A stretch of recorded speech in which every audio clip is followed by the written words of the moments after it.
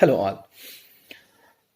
I am making this video in regards with the controversy going on at the BHU, the appointment of a Muslim professor at the literature department of the Dharma Vignan department.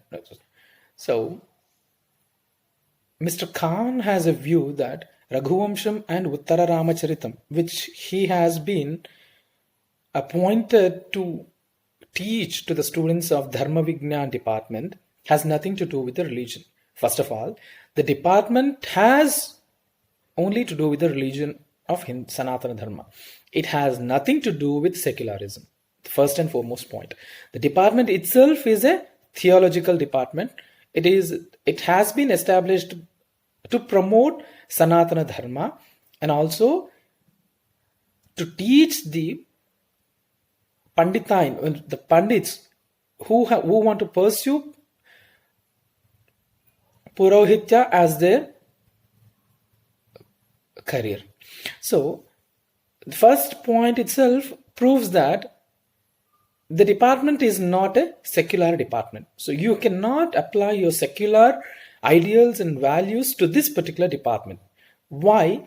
Because there are many other universities and institutions all over India which have been running on the support of Hindus and the government alike, but still they have their own choice to appoint their faculty. For example, CMC, the name itself is Christian Medical College in Vellore, Tamil Nadu, has been appointing faculty from only Christian religion. So, when a secular subject like medicine, allopathic medicine, which has been taught at a medical college supported by the government, which is being run on a government fund, has rights to choose faculty from one religion. So, what is the problem when a Dharma Vignan department in BHU has its rights to appoint its own faculty? So the first point raised by all has been debunked here. Also, I would like to say that, for example, there is also another university in Uttar Pradesh, or maybe very close to BHU too, Aligarh Muslim University. It is a known fact that this has been established post-independence using government funds.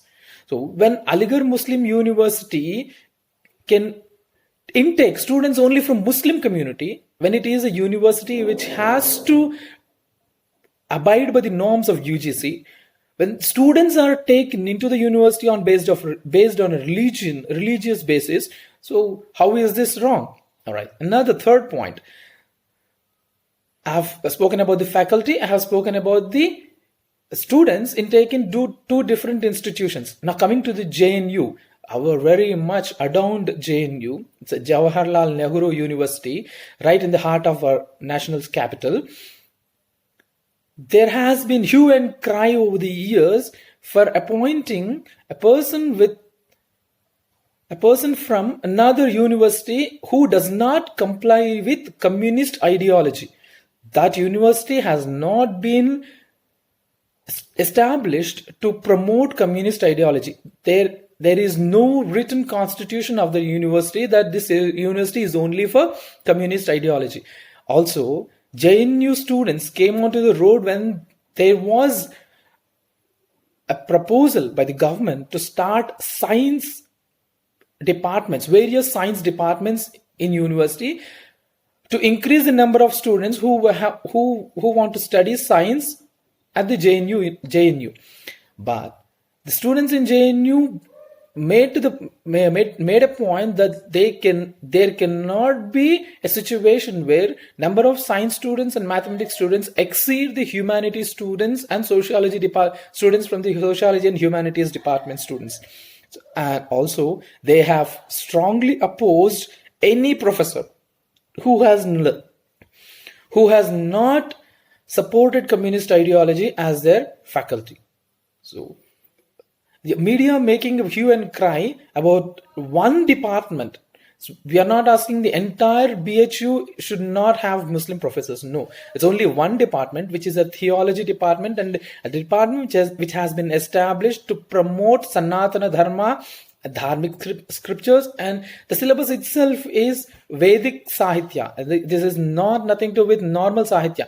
Only when you learn Kalidasa's and other normal Sahitya, you would be able to understand Vedic Sahitya better. So Kalidasa's Sahitya has been inculcated as in the curriculum. So what I am trying to tell you is that Mr. Khan has openly stated that Raghuvamsham and Uttara Ramacharitam are not subjects only for Hinduism. They have nothing to do with Hinduism.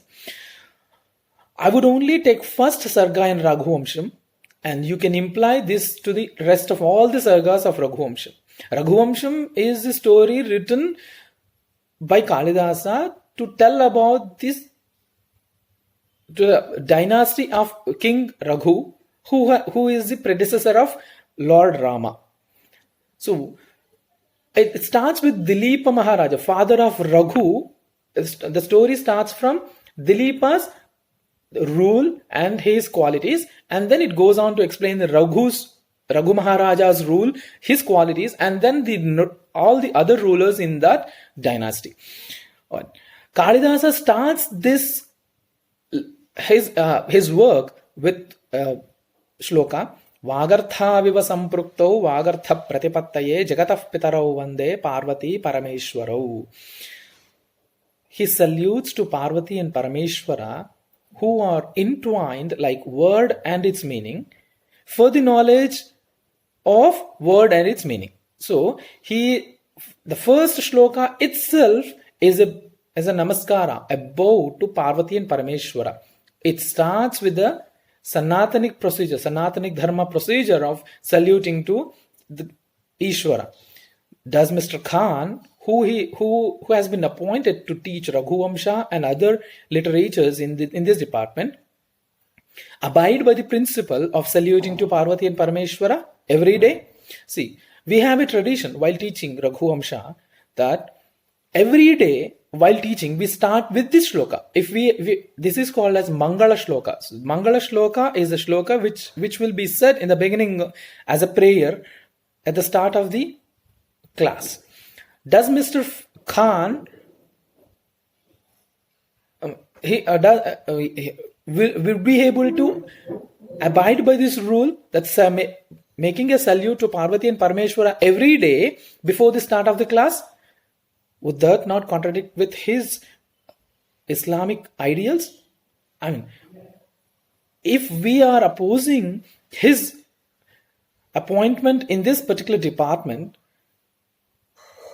and you are making a hue and cry, why are you not opposing when fatwas are issued by Deobandis, that is the Aligarh Muslim University professors?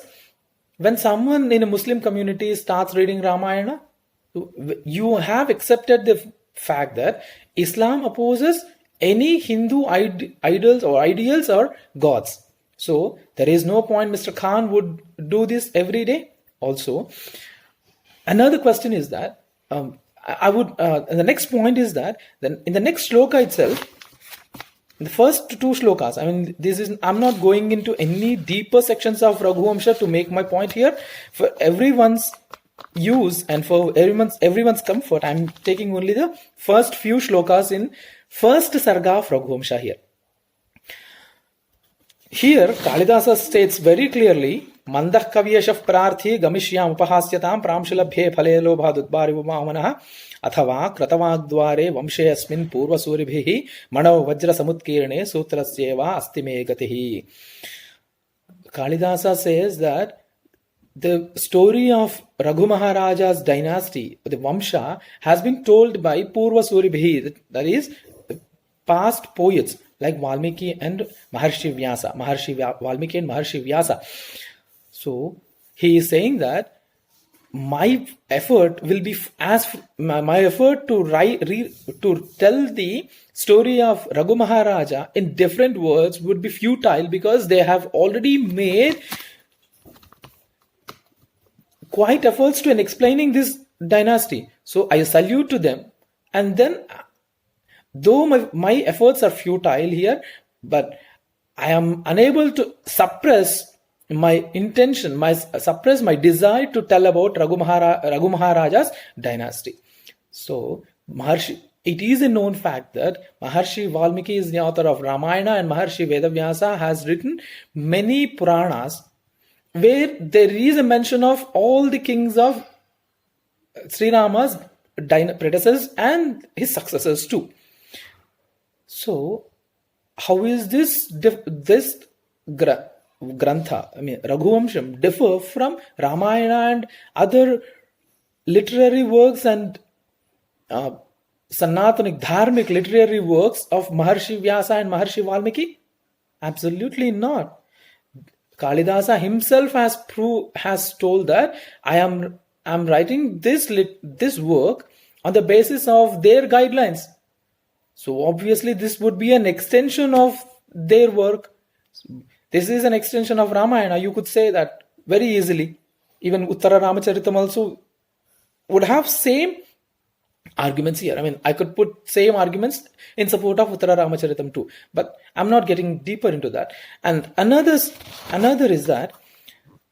point is that Kalidasa speaks very high about Manu, and it has been a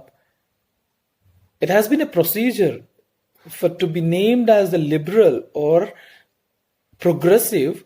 You have to speak very little about. You have to speak very low of Manu. Here he says Manu is the king. Is the first king, like Manu is the first king, like Omkara is the beginning of the Vedas. So, if any king, all the dynasty starts from Manu. The Manu is the first and foremost king. He has not dissed Manu anywhere. And apart from that, he speaks very high about Manu's works and his rules and regulation. And he also says that Dileepa Maharaja, father of Raghu Maharaja, followed Manu's principles to the book. Also, he made sure that the people in his kingdom also followed the same set of rules, and he has been like a controller, and he made sure everyone followed those rules, strict procedures. So why people diss about Manu and why people speak very low about Manushruti, I would take up in next video if possible, but I would not get into that now.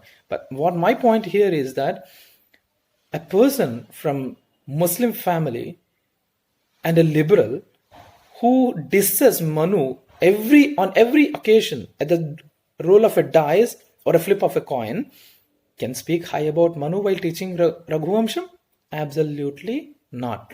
Also, Dileepa did not have children, so he went to Vasishta Maharshi ashramam to make some to undergo penance, tapascharya for santana, for children. So the penance Vasishta ordered was Dileepam must serve Nandini, the cow,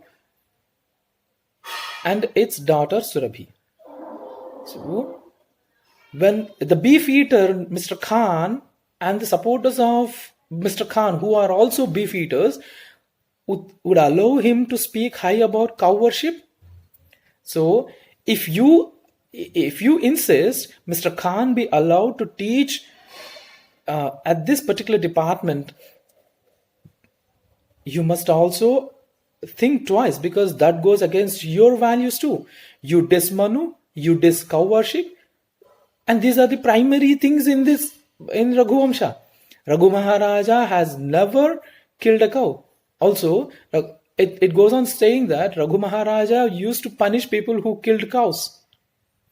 So, yes, I accept the fact that there were Gauhatya in that time too, but Raghu Maharaja has stopped Gauhatya.